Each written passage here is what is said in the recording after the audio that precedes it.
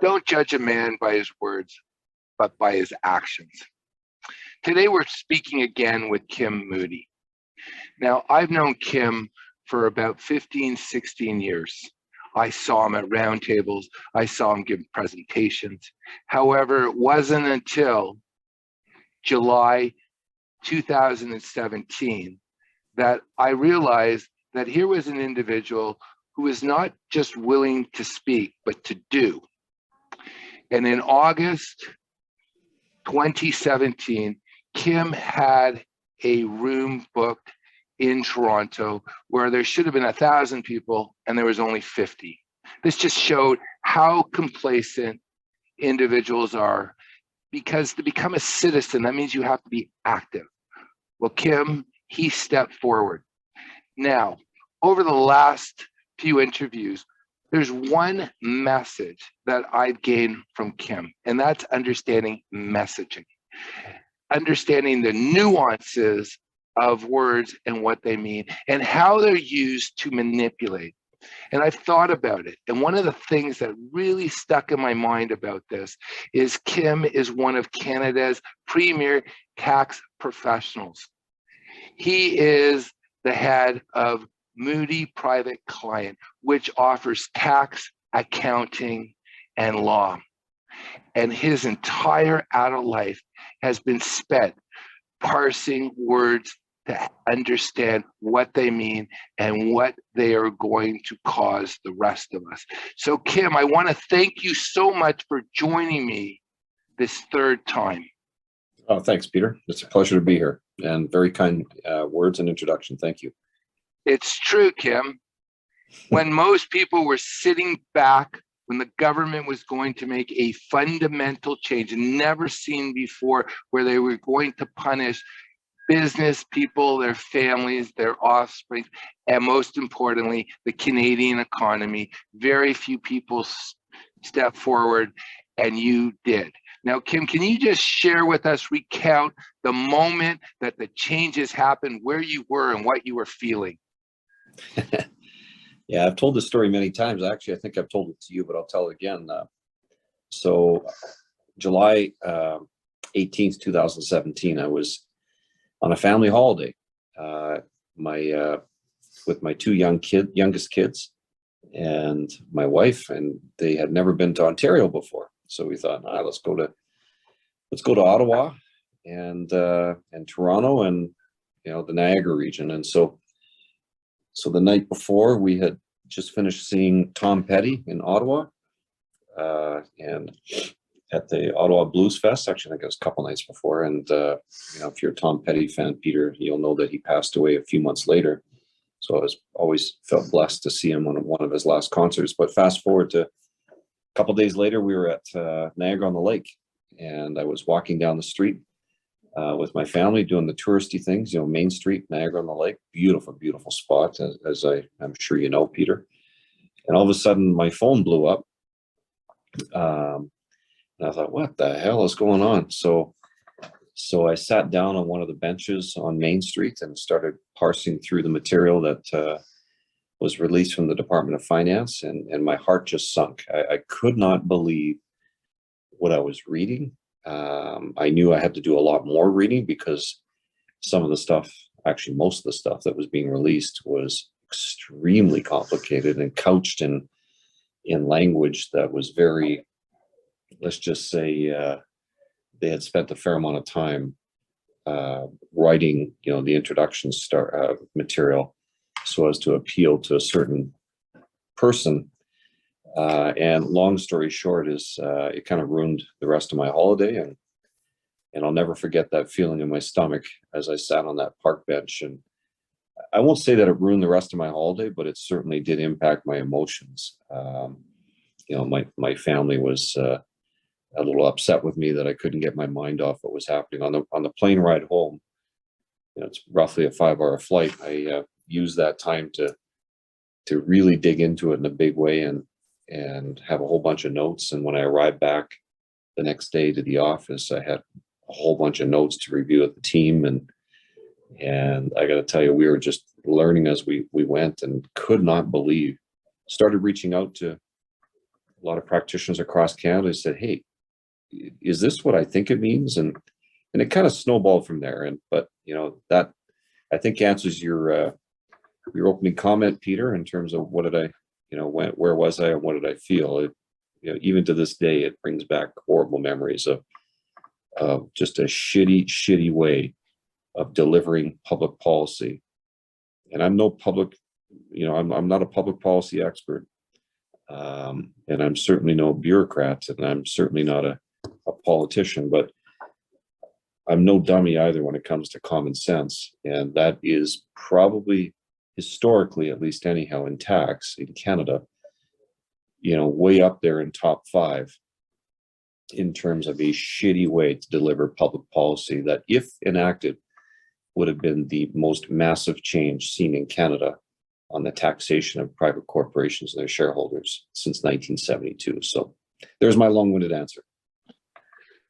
Well, can I ask if one of the reasons you were upset because you're a proud Canadian, and the fact that this doesn't happen in Canada? When they changed the Income Tax Act back in 1972, they took 10 years to implement, and they had committees and discussions, and the public got to contribute and professionals got to contribute, and they mediated some of the more radical suggestions that came into place or were eventually becoming the 1972 Income Tax Act. Because I remember my father showing me the Tax Act before 1972, and it was like this big, and now it's like, I don't know, there's so much within it. I'll show it to you. You have the original? Yeah, grab it. Can you grab the new one too? Well, I don't have the original handy. I normally do, but Okay. this is today. Finally, Wow. in 2 volumes, and the original is usually on the side of my desk. I don't know where it is today, but anyhow, it's you're right, it was about that thick. So I remember looking at that. But my question is this, Kim. Was some of the shock because you're a proud Canadian, and the fact that our government would betray us by just trying to pass something or introduce something when everyone is on vacation, and couching it in nice flowery words, at which they were going to, like, rip away people's rights, their planning, without any consultation? Because that was the feeling I had. yeah, I think the short answer is yes. I am a proud Canadian. In my undergrad, I studied, I minored in Canadian history from Confederation forward. I also minored in political science. And so I love history, because there's not much new that happens in this world. Yes, we get nice little shiny toys. That's new, and some technology. But in terms of ideas, there's not a lot of new ideas. And remind me, ask me a question about that in tax before I digress down a rabbit hole. But yes, I am a proud Canadian, and you're absolutely right. The first time that Canada has ever looked comprehensively at our tax system was the Royal Commission on Taxation, affectionately known as the Carter Commission, because it was led by a chartered accountant by the name of Kenneth Carter. It was appointed in 1962 by then Prime Minister John Diefenbaker, and Kenneth Carter took 4 years to look at our entire tax system and make recommendations in terms of what it should look like. He released a 6-volume report, which has aged quite nicely, actually. And then from 1966, which is when he released it, to about 1970-ish, there is extensive debates. And you and I are not old enough, Peter, to remember it, but because I'm a student of history, and especially taxation history, there is another landmark report issued, and it didn't really age that well, but it was very important in the time. It was released in 1969 by then Finance Minister Benson, and so-called white paper, and it was very thin, but ultimately that led to a rejection of certain of the proposals of Kenneth Carter, an adoption of some of them as well. and then some modifications of some of the recommendations, which led to 1972 tax reform, implemented to January 1, 1972. Fast forward to from 72, and of course there's changes that happen along the way. And again, I'm a youngster during that time, but again, I'm a student of history, and there is some high points and low points of the relationship between government and professionals and the public when it comes to tax. And as I loosely understand it, in the 1980s, it was kind of a low point. It was kind of us versus them mentality. I started my taxation career in 1987, and so I was really young back then and not really attuned to how bad it was, but it was pretty bad. But ultimately, it ended up kind of repairing itself, and from the 1990s, the end of the Mulroney era, and then of course a little bit of Kim Campbell, and then Jean Chrétien. To Chrétien's kudos, if you want to call it that. That was kind of a time where there was a repair of the relationship between the public bureaucrats, the political ministries, and the practitioners and the academics, where we all tried very hard to work together. And that's the era that I grew up in. So I was kind of used to, maybe naively, that, hey, we're working together for the benefit of Canada here. And when I got to my leadership positions in tax, the Canadian Tax Foundation, the Joint Committee on Taxation between Canadian Bar Association and CICA, we still had that attitude. It's a respectful, we may not agree with each other on everything, but it's respectful. Fast forward to 2017, and all of a sudden that respect completely went to the sidelines. Released that stuff in the middle of the summer, when most of the business community and practitioners are basically relaxing, and which is bad enough. And then couch it that, in that the rich are bad, and then couch it in professionals are bad, especially doctors somehow, and then couch it in misleading statistics saying that, it's not right that a doctor who earns $300,000 should pay less in tax than a plumber who earns $50,000. Completely misleading.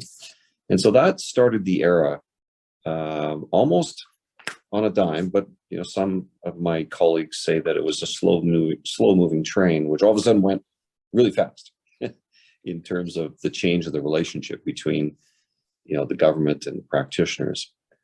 It's a moment I'll never forget. There's still lots of repairing to be done. I have lots of friends that work in the Department of Finance and ministries, and they are damn dedicated and great people.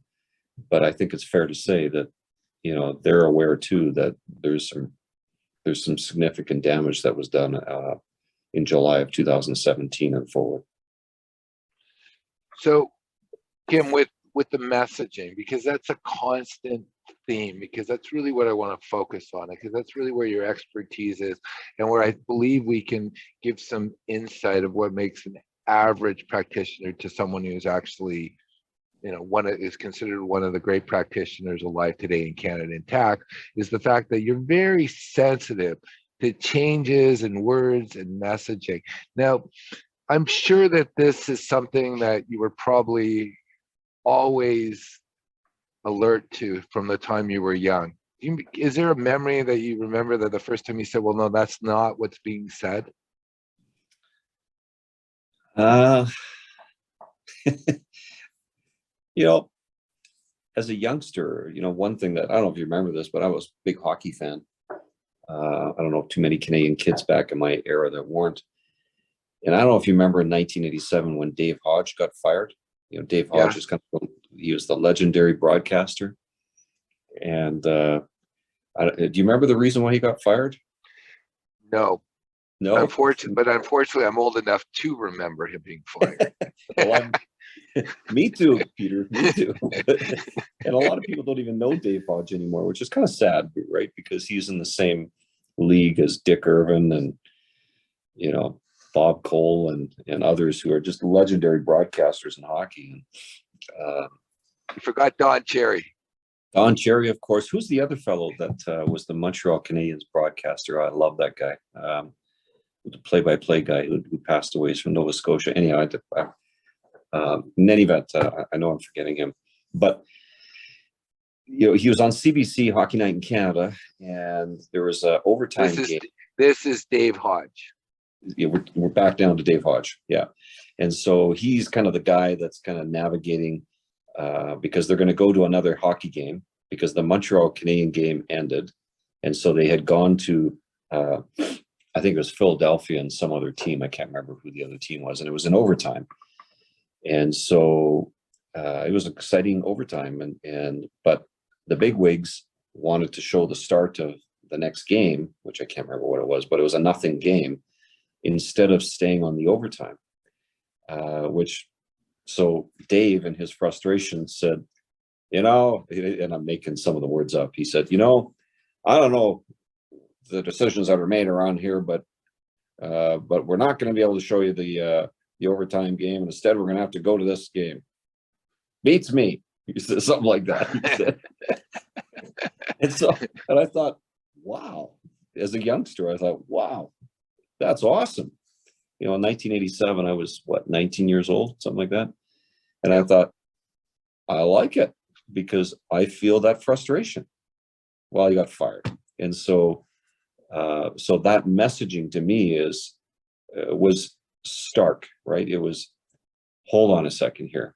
Are you telling me that Dave Hodge, who spoke the truth and resonated with me and probably millions of others who are watching that, I don't know about millions, but hundreds of thousands, got fired for that? Why? So, that was, I wouldn't say that was a trigger point for me, but that was certainly a very memorable one that, I respect even more, Dave, because you spoke the truth. And, thank God TSN picked him up years later and he had a nice little run for the rest of his career. But that moment for me was one that was very memorable. And I've never been afraid to at least look for the truth and the messaging that's out there. What you've shared with me is wonderful, because people don't understand that people are who they are because of significant moments. I remember someone asked me a question about 3 years ago. He said, when did you wake up to this bullshit that's happening? And he asked me to pinpoint it.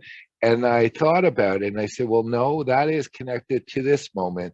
And then I go back and I unpeel and I'm going, okay, it goes back to this specific moment, which I might not even know about, but it's a series of awakening. Yeah. Because when we're younger, we like to think that people who are older have their shit together. They know exactly what they're doing. And I never really understood the saying that someone's been doing it 40 years, but they could be doing it wrong. Yeah. And what's been proven to me, especially during the $700 billion of spending, the missing, what is it, $187 billion on infrastructure, it's just missing in Canada. No one knows where it is. That people just accept things. They don't question it. They're not outraged. Yeah. It's shocking to me. It really is shocking to me that. Well, how does someone lose that money? You're an accountant. You know what? I think there's a lot of bullshit in that. To be really blunt, you don't lose $187 billion. Even with the government, that's a lot of money. And so there's a bullshit story there that they can't find it. Oh yeah, we can find it. It just means we have to look for it. And eventually I'm quite confident that something will come out on this, because you don't just lose $187 billion or whatever in the hell the number is. So I don't buy that messaging for not in the least bit. But you know what? The average Canadian, and I'm not saying I'm smarter than the average Canadian. That's, because I know sometimes I can come across as condescending, and I don't mean to be, but the average Canadian doesn't understand it because they're not trained in economics or basic finance. And number two, they become numb to some of this stuff, especially during COVID. With billions being thrown around. Well, what's another 100 billion? Who cares? It doesn't make any difference in my life. I still have bills to pay. So that numbness, I think, is very damaging to society, and you can't. You just can't, in order to be a good functioning society, a good individual and a contributor. I know you said at the front end that, that you're,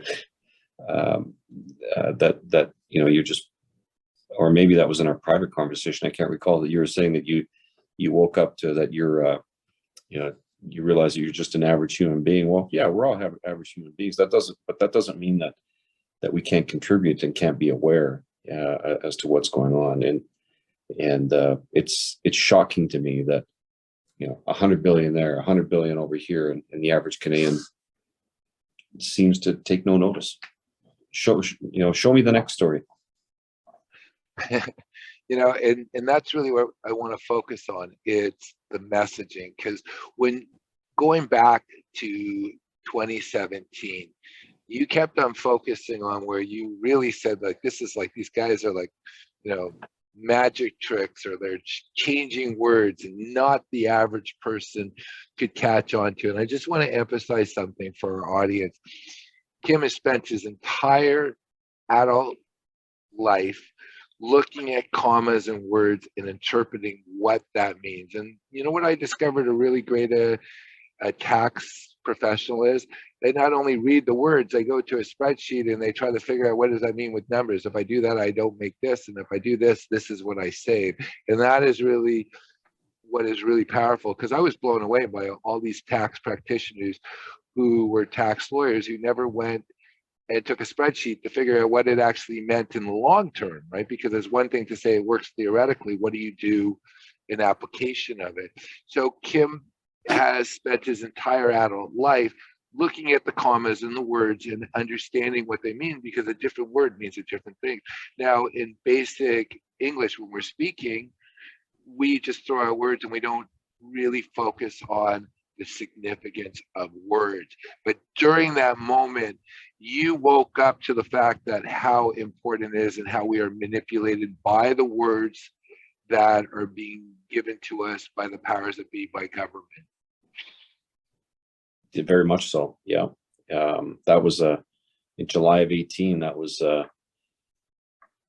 certainly a moment I'll never forget in terms of how manipulative it was.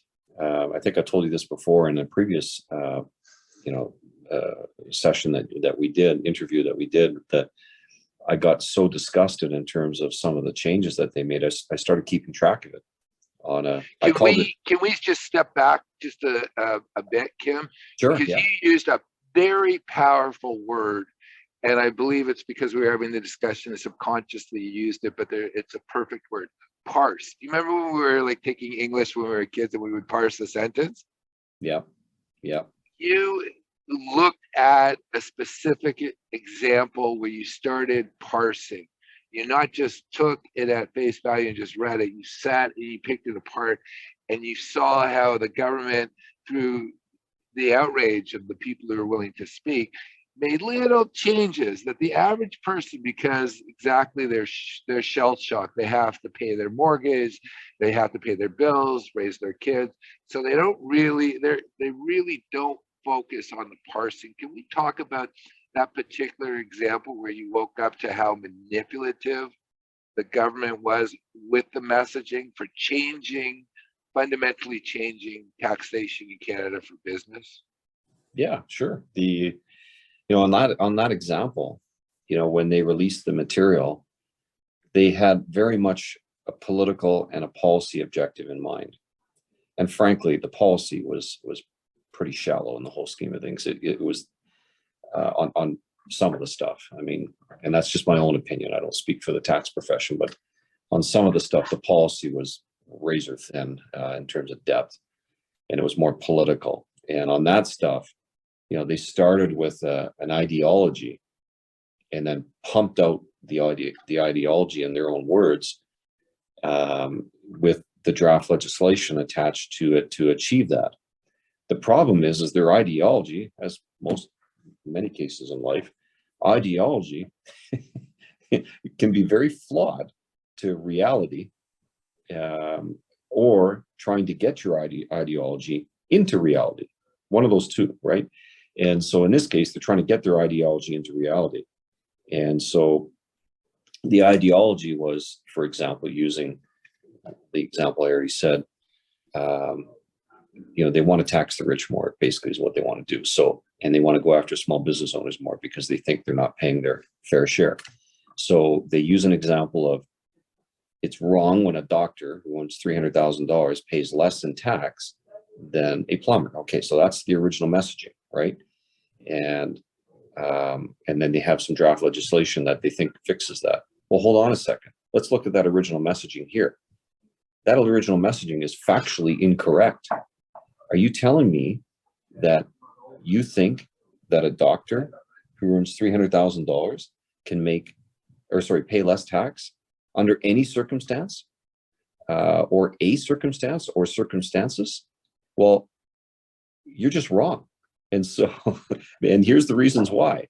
And so when you start using logic and facts and reasoning against an ideology like that, it's actually pretty easy to puncture that tire, right? And that's what we did, because we showed them that that's just wrong. So all of a sudden they realize, oh, geez, they're right. These tax professionals are right. So we gotta maintain this original ideology. So how are we going to do that? Well, you do that with words, right? You do that by just changing a few words instead of the messaging being that it's wrong that a doctor who earns $300,000 can pay less tax than a plumber who earns $50,000. It will be something like this. It's wrong that a doctor who earns $300,000 can defer as much tax as a plumber who earns $50,000. Well, that messaging, when you look at that, defer, Yeah. Number one, is probably wrong at the time. But what's wrong with the deferral? So now you got to come up with a whole bunch of policy arguments against a deferral, because their original messaging was it's wrong that a doctor can pay less than your average worker. Poor union worker who's making $50,000 is paying more tax than this rich doctor. That was their original messaging. But now when they realize that they're wrong, under any circumstance they're wrong, they have to change the message to somehow sustain that original ideology and message so that they're not embarrassed. And that's how they did it. They did it by saying that they're able to, they didn't say defer, they said something, and I could pull it up, but something along the lines of shift taxation, in the amounts that, it was silly stuff that smart people who actually look at the words carefully and understand what they're trying to do. They're trying to preserve the original message, because if they didn't, they'd be embarrassed. Because what's the alternative? They would just have to walk back the ideology and say, oh yeah, no, you're wrong. Yeah, you're right. Okay, we'll just abandon this.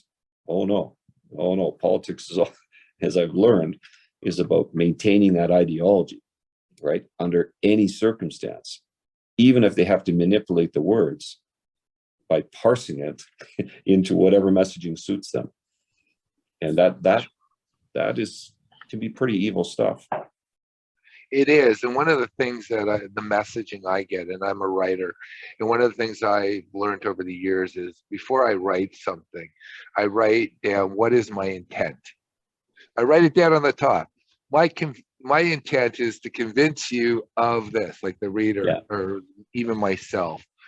And then I work through it and I say, did I achieve my intent? Now I'm going to find whatever facts or anything I want to support my argument. That's the way human beings are. We delete things. We are a salesperson species, right? We're always selling ourselves and our ideas. And the purpose of your communication is the response you get. And if you don't get the response you wanted, then your communication has failed. So one of the things which I want to point from our conversation is it was their intent. They didn't really care. They just wanted to attack private business owners. And what we've seen since 2020, the second shoe I see has dropped. I was in Toronto. I wasn't able to buy anything at the stores. However, I was living in San Diego, but I was stuck in Toronto and I had no shorts and I had no sandals or flip-flops for the summer. So the only place I could go to buy that was Walmart. I couldn't go to a regular store. It's like, and it's, I believe that there's smart people out there that they knew this was going to happen. I truly believe that these plans were in place, and this is why I shared with you before. My life was okay. Your life was okay. Yes, we had our struggles, but it didn't become so obvious that there's agendas out there that really we're little people, but we're not, because we're the majority of people and we have to speak out. And again, that's why I admire you, Kim, because there were a lot of people who saw the same thing happening and they did nothing. So I've come to the conclusion in society, there's three groups. Ones that just comply mindlessly. They're true sheep. The second group are ones who comply, but they know something's wrong and they do nothing. And those who will not comply to evil, to wrong, they just won't. They'll speak out because they know their soul is worth more than whatever, whatever little titles they have and possessions they have, because it's finite. Well, one of the things that aggravates me the most is the second group is the one I'm angry at. They know and they comply. And this is, I wasn't able to articulate it with you before, but you stood out. Now, there were a lot of people who didn't stand up, who knew what was happening, and they weren't willing to put their neck out there. And I remember watching you on, I don't know, the equivalent of C-SPAN in Canada, and the gentleman who spoke before you, Dr. Wolfison from the University of Ottawa, used a really crazy example that just is printed in my brain. He was talking about why should someone who's an entrepreneur who starts a high-tech company get all these tax benefits, because his son, who lived in his basement, who worked for this high-tech company, it went bankrupt, he lost his job, and this man could not even account to, well, that person probably lost his family, his house, and everything, and has bad credit for like about 10 years. He couldn't see that we should reward people who step out to take control of their own lives, because there's a difference between an employee mindset and an entrepreneur mindset. Yeah, there's no question there's a difference in that mindset. And Wolfson, Dr. Wolfson, had written some pretty controversial papers that actually got the attention of the Department of Finance and certainly the Liberal political branch, and thought that was a pretty good way to move some of these proposals forward. When I had the opportunity to meet Dr. Wolfson in person during that session that you're talking about in front of the Senate, it was frustrating when he brought up that example. And, because of course our ideologies are different. And so of course that's always frustrating. I had a chance to chat with him, after the session, and he's a really nice guy. Like, he's a super good guy, and you would expect that, right? We're all good people. We're human beings, and ideologies aside, but it was pretty obvious when I chatted with Dr. Wolfson. I said, let me understand your son example, if I recall the conversation correctly. And I said, well, with respect, doctor, that's so different from being in business. And I tried to convey that, right? But, people are really married, just like I am. I'm married to my ideologies. But I think, actually, I just finished having breakfast with a good friend of mine. And we chatted about, being reasonable human beings and being married to ideologies. It was very coincidental that we're talking about that. But, I think the sign of a good, rational person, which comes back to your second camp of people who know but comply, using your words. I don't have a lot of respect for that either, because if you know, and if you're smart enough to look at all sides and understand, like I tried to do with Dr. Wolfson, he's a good guy, right? He's a really good guy. I understand generally the reasons why he wrote his paper and is married to his ideology, but I disagree with it. And here's the reasons I disagree with it. Ding, ding, ding, ding, ding, ding. But I can hold my head high and say, I try to understand the reasoning. And And whereas a lot of people just don't, right? They just are married to their ideologies, and they be damned, they're gonna, they're gonna do whatever they can to make sure that that ideology sticks, or they're just too afraid to speak out, which I think is your camp number 2, if I recall, if I've got it right. So I don't know. It's a long-winded answer to say that, or comment on my part to say that I respect people who try to look at all sides, right, and try to be empathetic to why is the person thinking that. I'll close by saying on this comment by saying somebody, one of my somebody that I'm quite close to got really upset with me for a comment I made on LinkedIn recently. And I thought, what the hell? Why are they? This is a fairly benign comment I made. Why are they so upset with me? And so got on the phone and talked to them, and pretty angry with me. And I thought, okay, whatever. And then I was talking to another friend of mine, and this fellow is smarter than God. He's a PhD in public policy, and I mentioned this experience. Well, yesterday I got an email from him saying, "I'll bet you this is the reason why he was upset with you." So I read this article and sure enough, it was like, oh, so yeah, this is probably what he thinks. And so I was really thankful to that fellow who sent me that article, because then that gave me the opportunity to pick up the phone and say, hey, I think I understand the reason why you're upset with me now. And I think it has something to do with this, correct? And he says, yeah, that's exactly right. I said, well, we still disagree with each other because I disagree with it. And here's the reasons why I disagree with it. And that phone call ended with a mutual respect for each other. And I think that's what's missing, in my view, in the common discourse, in the media, in the messaging that's out there overall, is that you're either with me or you're against me. Kind of like George Bush in 2001, right? You're either with us or against us. Well, frankly, life is way more complicated than that.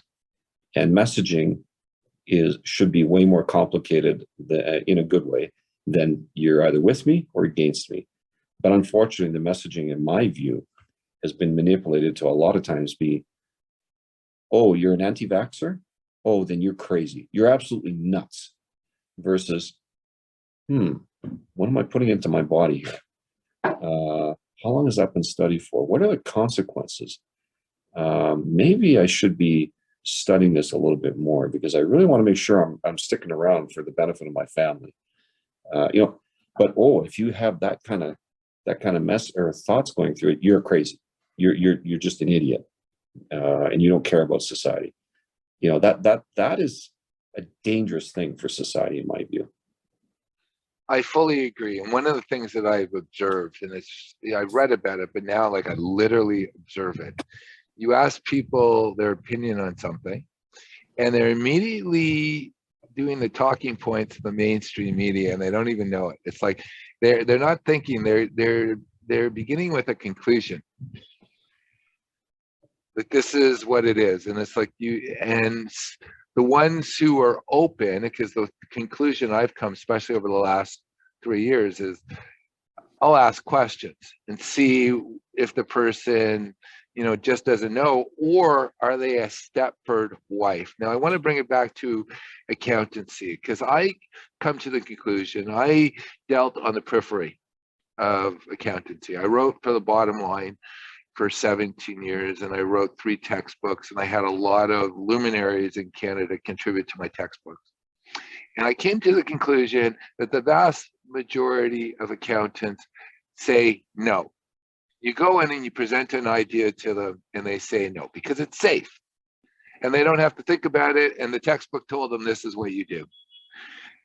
The great tax accountants are when they said, you can't do it this way, but if we do it this way, this way, this way, you can accomplish most of what you want. So you want someone who's a thinker. And how do you test if they're a thinker? Well, Kim, how do you test if someone's a thinker?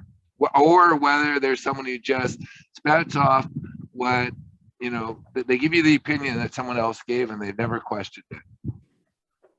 How do I do that? How do you test? I do it in a couple of ways. I mean, I just try to have a conversation with them, you know, if, you know, about crazy ideas or, you know, and see how they react. When I'm hiring, I'll always ask a question, and it's not exactly on point as to what you're saying, Peter, but it's somewhat. And so, do you want me to tell you what that question is? I want to hear it. So There's people who want to work for you, Kim, so they want to know it too. well, full credit to Dan Sullivan, a strategic coach. This is where I learned this because I've been a member of Strategic Coach, their entrepreneurial coaching program, for the last 25 years. And so I learned this in year one, and it's a brilliant question, and it goes like this. And I'm not going to get it exactly word for word, but it goes something like this. And so I asked, you know, the candidate is, I've done the usual interview of, you know, what, you know, your resume says this, and you have interest in that, the blah, blah, blah, blah. Yeah, okay, you're a smart guy, I get it. There's lots of smart people. But let's ask you a question that I'm going to almost guarantee you've never been asked before. You ready? Okay, you're ready. And the answers really don't matter, but it's the context in which you answer. So be mindful of that. So today is December 21st, 2022 that we're doing this recording. So Peter, pretend you're my candidate. Yep. Pretend that we're having this exact same conversation and we're having a coffee exactly 3 years from today, December 21st, 2025. Tell me the 5 things that have happened in your life during those last 3 years since I last met you that have made you happy, either personally, professionally, or both. Now, Peter, you don't have to answer it. Oh, I can answer it. But okay, let's see if you answer in the right context. I've been able to. My daughter tells me she wants to go to Harvard, so I can afford okay, hold on her a second. to be. Hold on a second. Yep. You've been able to, and your daughter wants to, or she has? Because remember, it's 3 No, years. no. Okay, sorry. She has gone, and I've done the necessary changes in my life to make it happen. Oh, Because she's that's just interesting, about to Peter. grad. So she's gone to Harvard. So what were those changes that you made since I last met you? I worked on my business to revolutionize. Well, I can't really say it on public, but I was in Panama recently, and it was very beneficial. Sorry, recently, that would be like 3 years ago, right? That's 3 years. That's very good, Kim. You're really good at this. So, and it goes on and on and on, right? No, And it's so right. Well, is it really the person?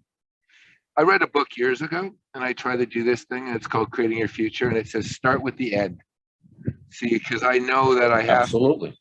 When I swim, and I do 20 lengths on this like half Olympic pool, I always start at 20, and then I'll go back.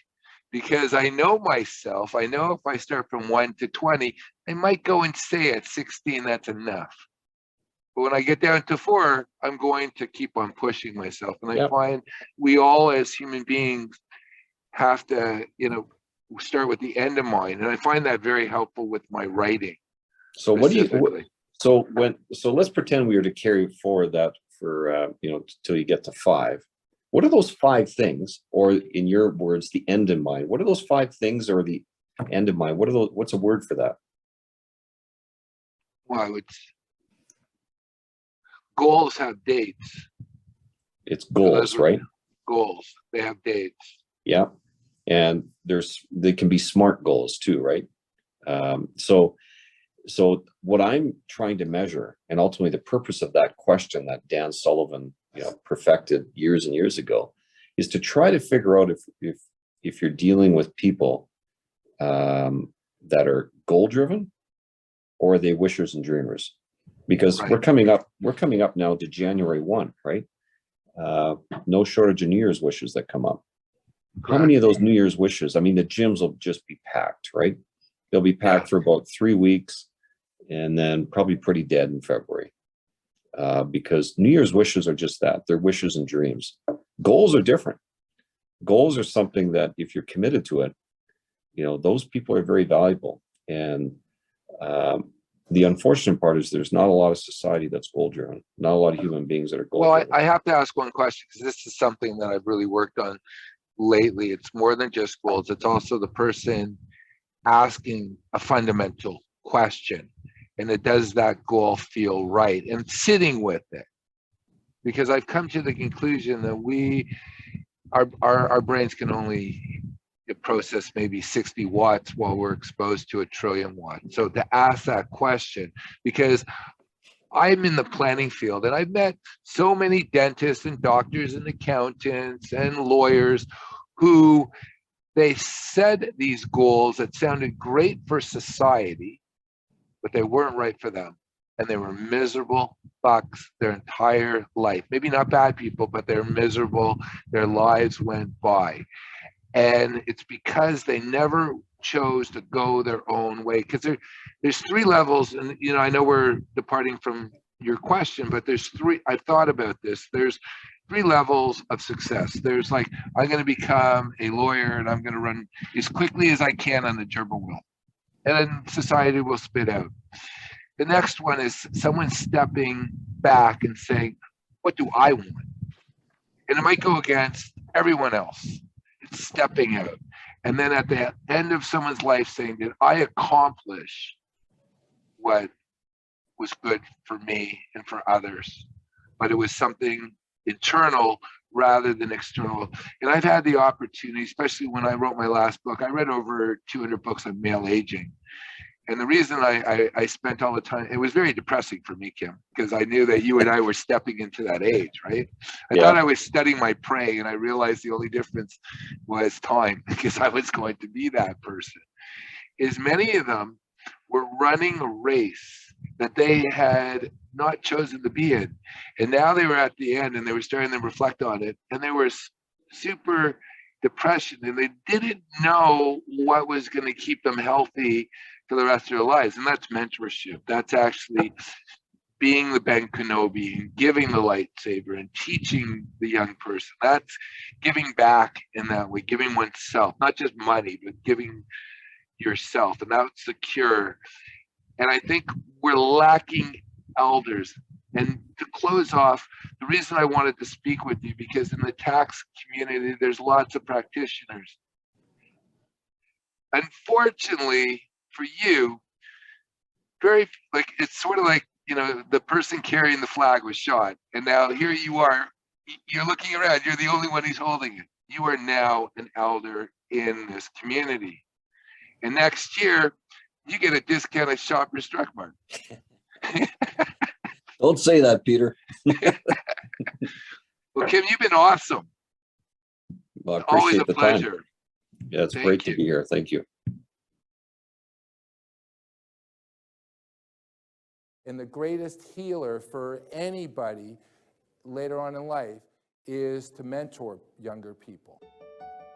And I find this all the time. I sit down with business owners all the time, and they always give me unsolicited advice because they want to share their knowledge, and it's really important.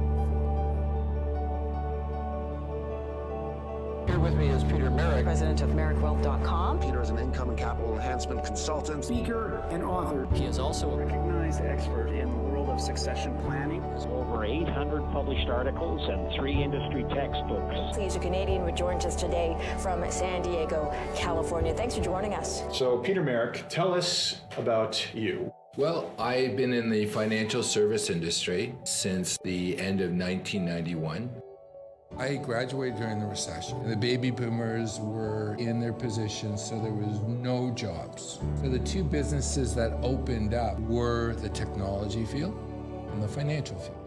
It was the Wild West in both of them. So I had this brilliant idea, and I had a friend of mine, and we started talking, and I said, hey, how difficult would it be for us to get a mutual fund dealer license? Not difficult enough. Thank God for those 10 years, the market just went up. I would sit down and I would take somebody's entire life savings that they spent 15, 20 years accumulating it. This young kid who knew nothing about nothing, and I would go and just invest it, and luckily it went up because the markets were crazy in the 90s. It was a boom time. But in 2004, my life blew up. I almost went bankrupt, but I was very fortunate because there were very few CFPs at the time, but every university in Canada wanted to offer the CFP program. So I got recruited as a prof. And it was great. I was reading all the textbooks. I would call all the big publishers. And what I came to the conclusion was the succession planning was missing. One of the issues is there was very little talking beyond the accumulation stage. Like, how do you have a healthy life after you've done that? I also looked at demographics. At the turn of the 20th century, the average life expectancy in the West and North America was 43 years old. And people are dying at 83. No one ever lived to 83. Well, so I always say that there's two financial plans. There's the financial one that we work on, and there's what you get to do with all your time and that energy once you're done. And with this thing that they've been racing towards, they've hit it.